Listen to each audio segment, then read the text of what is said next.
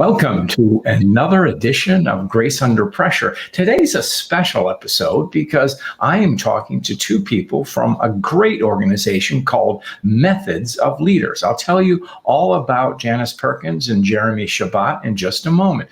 Grace Under Pressure is that show that focuses on the soft stuff, the stuff that's too often dismissed. It's the caring, the commitment, and compassion we show toward others. And as you'll know from our interviews today with Jeremy and Janice, you'll get some insights into how leaders bring people together for common cause and how they energize them in positive ways. Welcome, Janice Perkins and Jeremy Shabbat. Hi. Hello. Thank you for having us. Yeah, thank you. I want to tell everybody about you. Janice is the VP of Development and for Methods of Leaders, and she's an internationally known marketer, and she has her own company called Capacity Communications. She's very active in her community in Wichita, as well as throughout the country. Jeremy is originally a content developer, instructional designer, and now he's project management at Methods of Leaders and does lots of things, sort of behind the scenes organizational force for the organization. So welcome, Janice. Welcome, Jeremy. Thank you. Happy to be here. Great. I want to focus on the specifics. So where did this idea of Marshall Goldsmith Methods of Leaders come from? Jeremy, do you want to tell the story? Sure. Jeremy's here. Well, it kind of started with one of our sales guys contacting Marshall and kind of got our boss, Steve, involved with the whole thing. And we kind of learned that there's the 100 Coaches organization. And from there, it kind of turned into this legacy project for Marshall Goldsmith, paying it forward in the 100 Coaches. So it's been a blessing, honestly. It's a really cool project. Great. And Janice, what's the mission of the Methods of Leaders? Really, it's to have a place where all these global leaders can sit together sharing their content with me and you. So a frontline worker, an individual, a corporation can have all of that great goodness in one place, in one house. Right. And as you mentioned, it's the Marshall Goldsmith 100 Coaches. I'm a member, and I'm also a contributor to Methods of Leaders. And I want to show a little quick video clip to get people just a taste of what it's all about. So we'll run this little video here. Deep down inside, we all have a great idea of the person that we want to be. Our challenge isn't understanding who we want to be. Our challenge is becoming that person.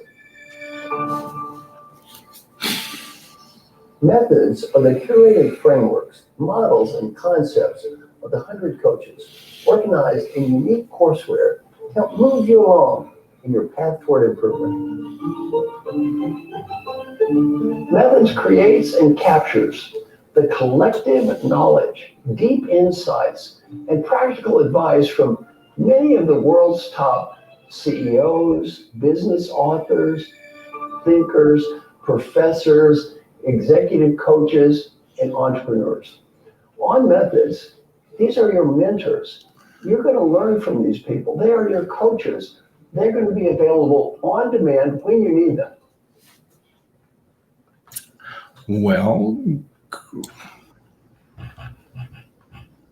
great. Okay, and we're back. So that gives you an overview. What I like about Methods is the photography is outstanding, but the learning methodologies, tell us a little bit about those, Jeremy. What makes it work so effectively? Well, our core philosophy really is that we have this genuine desire to help people learn. So I think it all starts with that. But we also kind of adapt the latest e-learning strategies for busy adults. So we do this with obviously a unique collection of material you can't get anywhere else. But we make our videos and everything short, engaging, actionable. We have all sorts of like workbooks you can download. So it's just a really huge breadth of resources for people. So that's great. Now, the reason methods exist in learning is because we need help in our work environments. And so right now, Janice, you know that one of the biggest challenges facing organizations is the hybrid workplace. So how are we doing? What are your clients telling you? Well, one of the things that Methods employed early this past year was David Burkus's course based on his book, Leading Teams Remotely. And he brought that in as a Methods course. And so the clients that we have utilizing Methods right now are really capturing the meat of that information to help them in this hybrid environment or coming back or co-located environment, because it's really about connecting with your teams in a completely different way. And nobody knew how to do that. And so David really helps people walk through that in his course. And so that's a great application for what's going on in the challenging work environment. Great. And, coupled with the idea of the hybrid workplace, which is, I think we're getting more comfortable with it, but it has created isolation for some folks. And a symptom of isolation is anxiety. And our colleagues, Chester Elton and Adrian Gostick, have a new book out on this topic, and they're contributors to Methods. So, any thoughts on this topic from the Methods framework? Well, I'd hope that we could use this to guilt them into doing the anxiety course in Methods. We haven't gotten there yet on the schedule, have we, Jeremy? But what is in the system which really helps with this component are a couple things. And Jeremy might have some to add here too, but Peter Bregman does a course on emotional courage, which is incredibly helpful right now in dealing with our emotional center point and how we unravel our own distress. The other one is Dr. Raj Raghunathan does courses on happiness in the workplace. And whatever the environment is, whether it's prior to the pandemic or now, those struggles around our own personal contentment have always been there. And there's just more uncertainty around it. So those are two frameworks that I would definitely suggest. Jeremy, do you have another one? The only other one I would really add is Chester Elton's course that he does have on methods and just team management in general. And he's got, I think, 86 different micro methods, which are just quick, almost like shorter than 1 minute actionable tips for the that you can employ really easily. So he's got a bunch of those. That's great. You know what? Hortense Legentile also has a course on alignment, which I just saw. I think it was Adrian posted an article about people leaving the workplace. People are trying to recenter and find themselves in their careers and maybe choosing to not be a double income family and a variety of things. And so Hortense's course on alignment could really illuminate some things in regarding getting rid of that anxiety as well. I'm glad you raised that topic because I've got some new work coming out about the Great Resignation. And essentially, if you boil it down, you have three choices. You can stay, change, or leave. And I think that and if one is in that dilemma or considering, and especially let's talk about where you are, making positive change where you are. And I think some of the methods courses might help people in this area. Would you say, what do you think, Jeremy?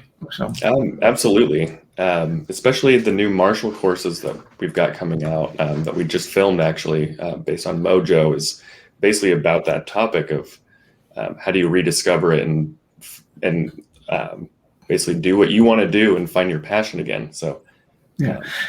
And I think that's important, and I think Janice, you would know about this, is that, sometimes we might be tempted to leave because the grass may appear to be greener on the other side of the fence, but maybe it's not. And so maybe it's worth sticking around. Do you have a perspective on that? So.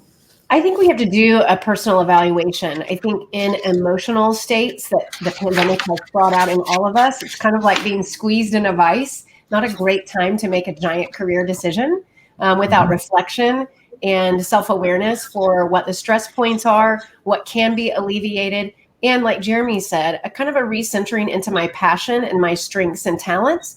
And am I adding value to the organization, or do I just need to be in a different seat on the same bus versus vacating the entire bus? And so I do think it requires a lot of reflection time before making that decision. Great. So as we look, taking a step back, and we've been in this pandemic for a year and a half. So what do you think? What are the top of mind concerns from people who use your services, or the leaders with whom you interact? What are the top of mind issues? Jeremy, do you have a thought on that? So I guess the most popular topics, kind of a lot of times, are the most relevant ones. So I have a feeling your course will be pretty popular when it comes out too. But emotional courage is a big one, like Janice was saying. And then the other big one, obviously women's leadership and empowerment is always a hot topic. So that's one that a lot of people resonate with. And then Antonio Nieto Rodriguez's project management one too, because all work is basically moving towards a project-based. Right.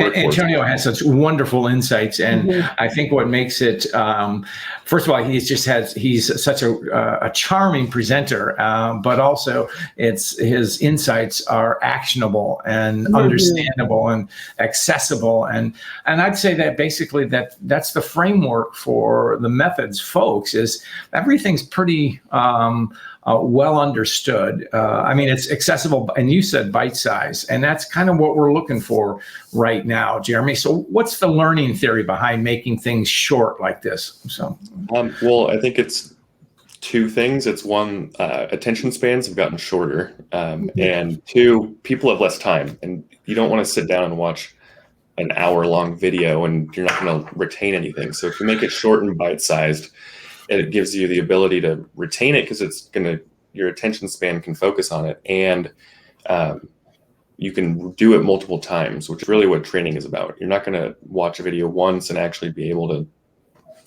apply it to your life. You're going to have to watch it several times to really absorb it. So the bite-sized nature of it makes it easily accessible and repeatable.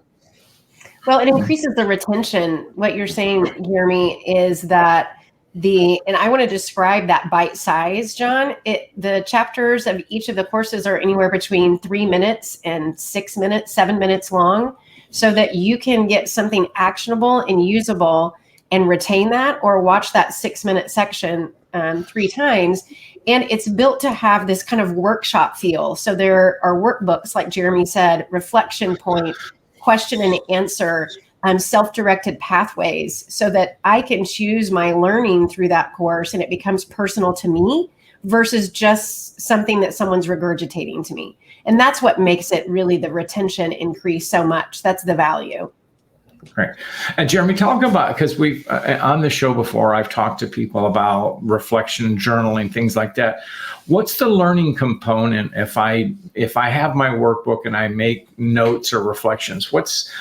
How is that helping me? So, well, it kind of gives you a break from the video for a second and really helps you kind of focus on a question that'll help you further your understanding. Right. So, I mean, that's really the end goal, is to kind of give it a different perspective and way for the user to think about it and apply it to their life. And I think in courses like this, and there's such a right, and when you have your workbook and you journal in it or reflect in it, in a way it becomes your own plan of action. Would you not agree, Jeremy? So, yes, 100%. Yeah. It's your own roadmap, Yeah. So it's a personalized roadmap you're creating. Okay. So, other than what's, we're in this hybrid workplace, and we don't know how long that's going to last. It might be, as David was saying, work from anywhere. I like that phrase. It's here with us. It's been with us for a while. COVID merely accelerated it. And so I think the kind of learning that Methods offers, it fits right into that, because it can be communal because the organization sponsors it, but it's also individualized. Jeremy, do you have a thought on that? So. Yeah, I mean, being virtual, it means that you can access it from anywhere. So you can learn from anywhere and work from anywhere. And yeah, it's designed so that the manager can lead a discussion with their team about it. But it can also be, if maybe you're working for a really small company and you just want to make yourself a better leader, it offers that ability as well. So, and I think as part of that, Janice, there's something I'll use the big fancy word called stickability. So you can use that, Jeremy, if you ever need to. Yeah, I'll put in our marketing materials. Yeah. So no, but the lessons are designed to, you can follow up on it. There's your system facilitates that accountability. And can you talk about that, Janice? So. Yeah, the system itself, the learning management system, there are brilliant people who created it, like Jeremy mentioned earlier, and they are very well versed in how we retain information as adults and how we learn. And that question and answer, that reflection point, that repeatability, and that short segment just increase our methods of retention and enable us to interact with the platform itself. And what Jeremy mentioned, which is the phenomenal part of how the methods platform can work for an individual or an organization, is that it can come off screen. So there are workbooks and facilitation guides. So a cohort can work through it together, where some organizations are using it to actually grow managers because the managers can work through the content together. Then they can learn to be the trainer and facilitate that content again. So that just creates multi-layers of learning within an organization and multi-applications of the process itself. So it comes off screen. So student becomes teacher, and that makes it more real. And then, I think that what our video emphasized and what our friend Marshall Goldsmith talks about, and it's there's coaching, and because a lot of the presenters, teachers are coaches, and coaching, as is developmental. But Jeremy, you emphasize this is training, and so and it's a different discipline. But I think in this particular technology or methodology, there's a fusion of the two. Do you have a thought on that, Jeremy? So. Yeah, so like you kind of said, the accountability, or as Marshall says, you don't get better without structure or follow-up. So that the accountability piece makes it so that a manager can really keep track of which employees or which team members are doing the material, which ones are learning it, which ones are actually engaged. They can use like an assignment feature to assign just a couple courses so that they can then discuss it. So it really does allow a lot of flexibility in that aspect. It does. And the other thing I want to add there too, John, is the accountability of the system is set up to be customizable for an organization. So they can assign courses or build pathways for someone who is a emerging leader versus an executive, for instance.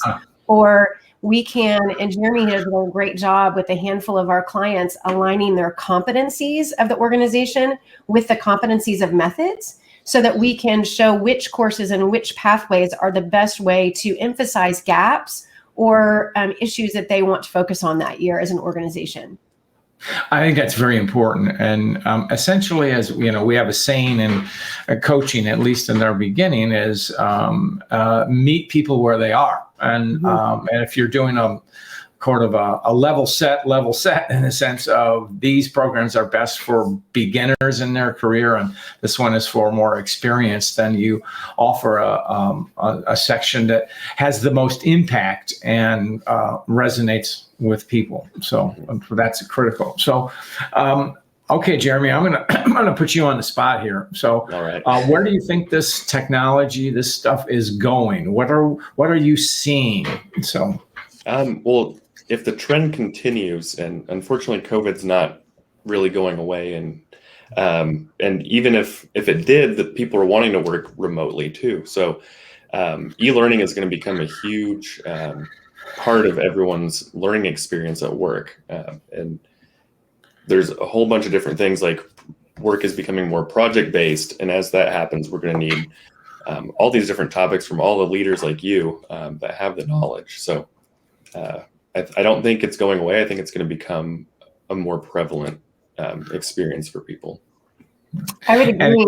And John, you're probably experiencing that with your journey working as well, that the access to the client, isn't always in person anymore. And so what for us as end users, getting to view courseware in the system is incredibly successful to get your content and other 100 coaches' content out into the global landscape, into organizations when they're not doing in-person workshops or seminars or things like that as well. So it's a great way to still create that stickiness into the organization of the kind of IP that you create. Well, Right. And if I may add to really quick, usually it costs, I don't know how much to hire one executive coach to train one executive, thousands of dollars probably. But now you can get all the best information from all these top coaches in one convenient place and for way cheaper than it would cost. And you could train everyone at the same time. So Thank you, Jeremy, for destroying my business model. I really appreciate that. That's what we're here for. Yeah. That's what we're here for. No, but you're absolutely right, Jeremy. And I think that raises a key point about the difference between coaching and training is that coaching most often is individualized. Okay, and so and it's meant to be that way. And the coach is outside the organization using the resources of methods. You can bring it in-house to address the issues. And if your manager or leadership team focuses, this is what we should be doing, then it makes it much more, you kind of own that material, but it's still within the structure of your community. Do you find that, Janet? So.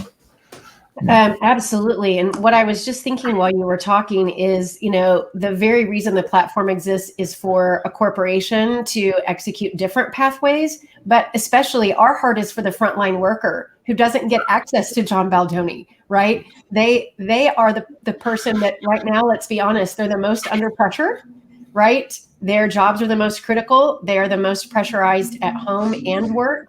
They have the least amount of support and the least amount of training. And so being able to hand something like this for, like Jeremy is saying, just a couple dozen dollars a month to that frontline worker to be supported and give them a reservoir of material for themselves, as well as becoming maybe an emerging leader in the organization and reset their future trajectory. That is what's really meaningful about the system itself. Right. And toward that point, really, companies make an investment in their employees, and employees want that. They want to have a career path.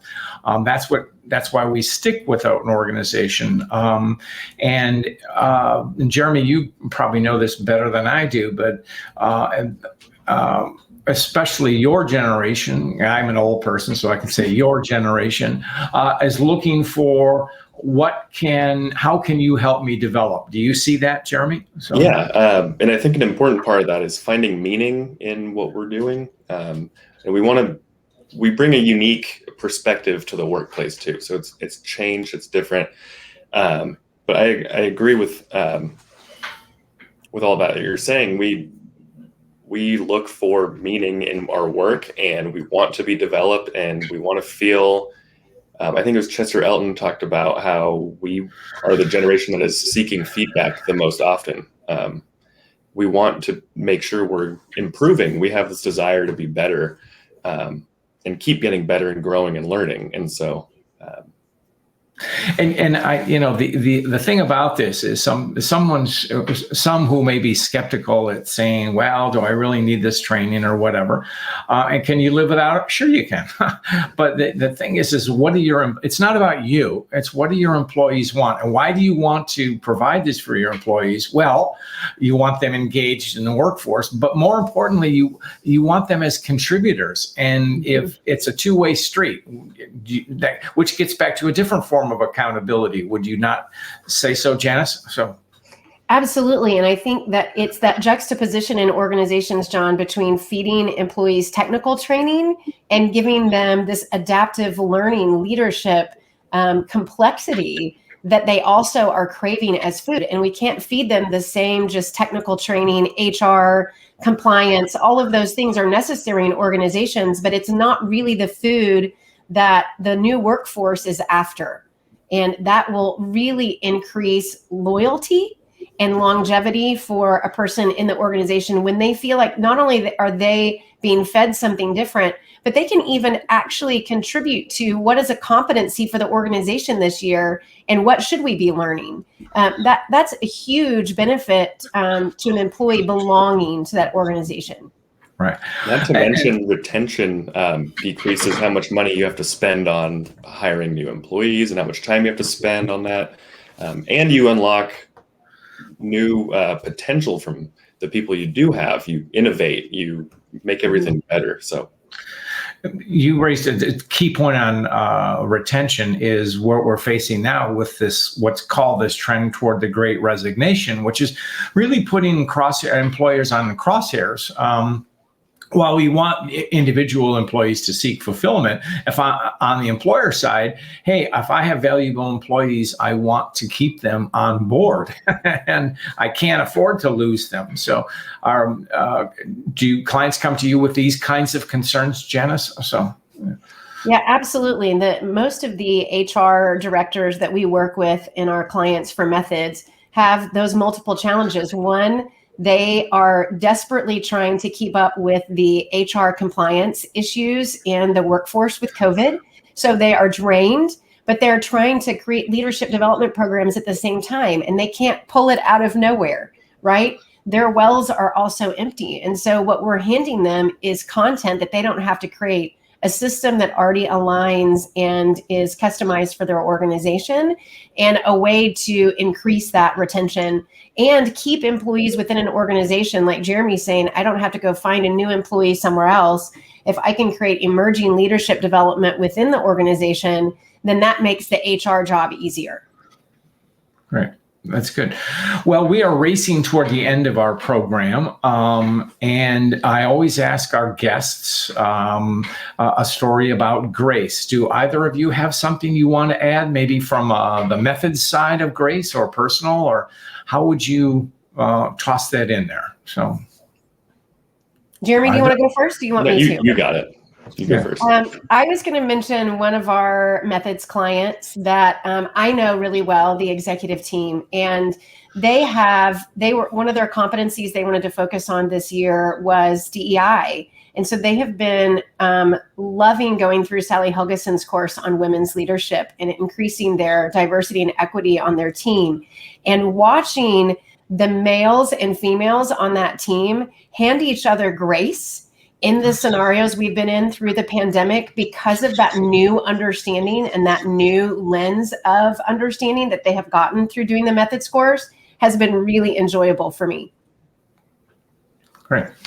Jeremy, do you want to add to that, or are you okay? So, I think that was a good example, Janice. That's great. So, well, I am grateful for both of the contributions that you invited me to contribute, but also the great work that you helped me put my program together, Jeremy, and Janice shepherding me through the whole process. I'm grateful to that. Both of you showed me grace, so I want to shout that out. So, Janice, how can we find Methods? So. We can find Methods at methodsof.com. We are on LinkedIn and Facebook and Instagram, of course, as Methods of Leaders. You can find Jeremy and I, Janice Perkins and Jeremy Shabbat, also on LinkedIn, and it will take you into the Methods of platform. Feel free to send either one of us a message or an email if you have any questions about Methods. And I want to plug you for just a minute, John, because you asked earlier about what leaders are really struggling with and what they're finding within Methods. And we have gotten so many requests for how to lead under this uncertainty and pressure. I'm so excited for our clients to get to experience your course, Grace Under Pressure, that's coming out really soon. It's incredibly applicable. We've tried to make sure that we stay current with what leaders are needing. And this is really going to be great food for them to digest. So thank you for being a part of it. Well, thank you, Janice. Thank you, Jeremy. Thank you, Janice. And with that, we'll go out. I appreciate it. Thank you.